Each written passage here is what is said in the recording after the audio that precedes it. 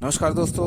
उज्जैन और इंदौर के बीच में द्रुतगति से ट्रेनों के संचालन में बाधक सिंगल लाइन सेक्शन अब इतिहास बन चुका है। कल इसका जो दोहरीकरण कार्य था वह संपन्न हो चुका है तथा सीआरएस ट्रायल भी इस पर ले लिया गया। लेकिन दुख की बात यह है कि दो बच्चियों की मृत्यु सीआरएस ट्रेन की चपेट में आने से हो गई।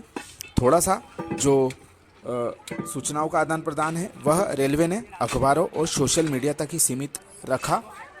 इसका प्रचार प्रसार उन्हें जो घनी बस्तियां थी उनके आसपास लाउड स्पीकर से भी करवाना था, जिससे कि कम से कम जो इस तरह की दुर्भाग्यपूर्ण घटना हुई है वह होने से बच जाती। खैर, हम किसी पर आरोप प्रत्यारोप नहीं कर रहे हैं, लेकिन जो भी हुआ वह बहुत दुखद है।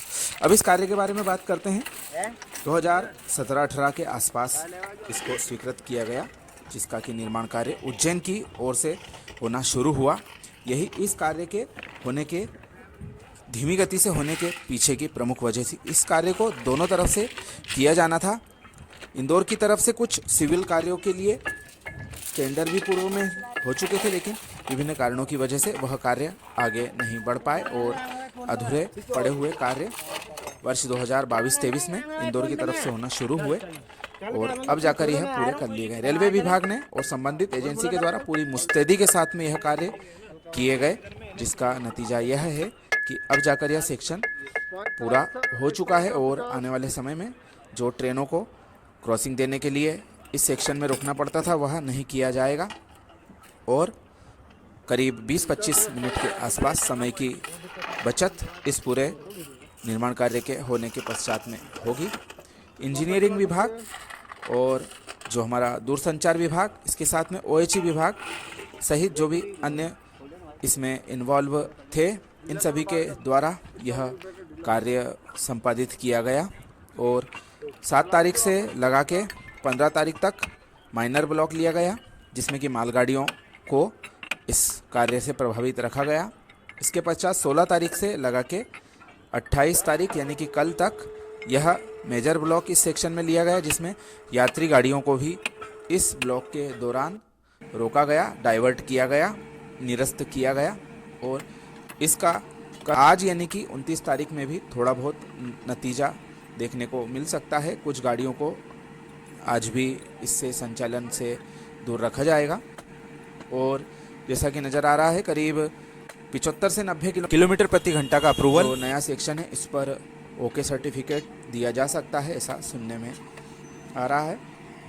काफ़ी विकट यह कार्य था और टुकड़े टुकड़ों में इसको पूरा किया गया। सबसे पहले कड़छा तक का सेक्शन उज्जैन से किया गया पूरा, उसके बाद कड़छा से लगा के बिंजाना बरलई वाला सेक्शन पूरा किया गया और अब अंत में बरलई से लगा के मांगलिया गांव लक्ष्मीबाई नगर का यह सेक्शन पूरा हुआ है। इसमें विभिन्न स्टेशनों पर नए प्लेटफार्मों का निर्माण कार्य किया गया, फुटओवर ब्रिज आदि का निर्माण कार्य किया गया और विभिन्न यात्री सुविधाएं भी उन स्टेशनों पर जुटाई गई। सबसे महत्वपूर्ण कार्य था ट्रैक का कार्य, जो कि विभिन्न चरणों में पूरा किया गया। शुरुआती सालों में बजट की समस्या भी इस प्रोजेक्ट की गति में अड़ंगा बनी रही। इसके पश्चात कोरोना काल आने की वजह से यह कार्य बुरी तरह से प्रभावित हुआ। पश्चिम रेलवे के द्वारा सभी प्रोजेक्टों को होल्ड पर कर दिया गया और जो टेंडर थे शॉर्ट क्लोज कर दिए गए, लेकिन क्षेत्र के जनप्रतिनिधियों की सक्रियता से इन प्रोजेक्टों को वापस से खुलवाया गया और इनके लिए बजट का आवंटन जो है वह अच्छी मात्रा में कराया गया, जिससे कि यह प्रोजेक्ट समय से पूरे किए जा सकें।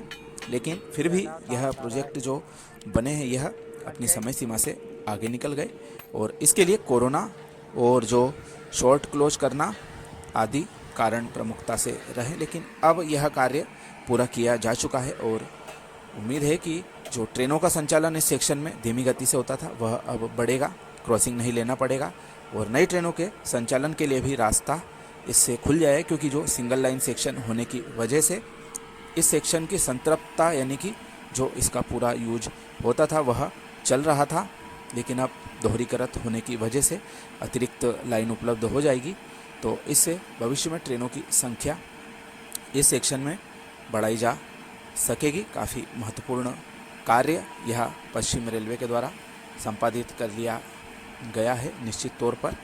इसका काफ़ी फ़ायदा यात्रियों के साथ साथ रेलवे को भी आने वाले समय में मिलेगा। मालगाड़ियों की संख्या भी इस सेक्शन में बढ़ाई जा सकेगी। हालांकि ज़्यादा बड़ी संख्या में यहाँ पर उद्योग स्थित नहीं है, लेकिन कॉनकोर डिपो जो हमारा दाहोद इंदौर रेल लाइन पर टिही में पड़ता है, वहाँ की ट्रेनों का भी आवागमन होता है और इंदौर में भारी संख्या में सीमेंट और अन्य सामग्रियों का आगमन होता है। उस स्थिति में यह सेक्शन पर मालगाड़ियों का भी संचालन किया जाता है। और आने वाले 2-4 दिन के अंदर जो डाइवर्टेड ट्रेन चलाई गई हैं, विभिन्न सेक्शनों से होकर निकाला गया उन्हें, उनका संचालन नियमित जो नई लाइन है उस पर रेस्ट्रिक्शंस के साथ में किया जाएगा, क्योंकि शुरुआती तौर पर पूरी गति से ट्रेनें नहीं चलाई जाती। जैसा कि हमने बरलई से लगा के जो बिंजाना सेक्शन था उसमें देखा था, धीमी गति से ट्रेनें उससे गुजारी गई थी। 15 दिन से 1 महीने के भीतर सामान्य गति से ट्रेनें इस सेक्शन में अपना संचालन शुरू कर देंगी। तो यह काफ़ी महत्वपूर्ण कार्य पूरा कर लिया गया है। हम जैसा कि बार बार बता रहे हैं, इस सेक्शन को 1955 में ब्रॉडगेज के रूप में ही बनाया गया था। तब से यह सिंगल लाइन सेक्शन था और अब जाकर यह डबल लाइन सेक्शन हुआ है। इस बीच मक्सी से इंदौर नई लाइन 2012-13 के समय में अस्तित्व में आई। उससे और इस पूरे मार्ग पर यातायात का दबाव बढ़ गया। इसके पश्चात में लंबे समय से इसकी मांग दोहरीकरण करने की उठाई जाती रही, लेकिन वर्ष 2017 के करीब में इसको स्वीकृत किया गया। उसके पश्चात में इसका निर्माण कार्य शुरू हुआ और अब जाकर यह कार्य पूरा हो गया है। इसका निरीक्षण कल RK शर्मा जी, जो कि CRS महोदय हैं, उनके द्वारा जो बरलई स्टेशन है वहाँ से शुरू किया गया। विधिवत रूप से पूजा पाठ करके यह कार्य शुरू किया गया। ट्रॉलियों के द्वारा, उनके द्वारा विभिन्न पॉइंट्स, पुल पुलिया, नए सिविल कार्य, रेलवे गेट आदि का OHE का निरीक्षण किया गया, जो कि ट्रैक के साथ में काफ़ी महत्वपूर्ण भूमिका निभाते हैं। इसके पश्चात जो काफिला है वह आगे की ओर बढ़ा। मांगलिया गांव के भी उन्होंने कार्यों के निरीक्षण किए। इसके पश्चात लक्ष्मीबाई नगर तक जो यह निरीक्षण था वह आया और यहाँ से शाम के वक्त जो CRS की ट्रेन है वह बरलई की ओर गई, लेकिन दुर्भाग्यपूर्ण घटना यह मांगलिया गांव से लक्ष्मीबाई नगर गेट के बीच में हो गई। जैसे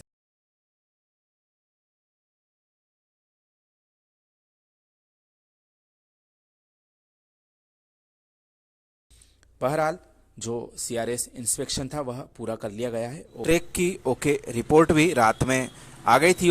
इस पर से पहली ट्रेन शांति एक्सप्रेस रात में 11 बजे के करीब गुजारी गई और आज दिन भर इससे आवागमन किया जाएगा। उम्मीद है कि रेलवे इस सेक्शन का ट्रेनों की संख्या और गति बढ़ाने के साथ में भरपूर उपयोग आने वाले समय में करेगा। यात्रियों को काफ़ी फायदा इसका मिलेगा। जो आप सभी के लिए CRS निरीक्षण जो ट्रेन के द्वारा किया गया उसकी क्लिप सबसे अंत में हम दिखा रहे हैं। यह छोटी सी जानकारी आपको कैसी लगी कृपया कमेंट करके हमें ज़रूर बताएं। इसी तरह की और भी रोचक जानकारी पाते रहने के लिए हमारे चैनल के साथ में जुड़े रहें। वीडियो लाइक शेयर जरूर करें। आप सभी का धन्यवाद।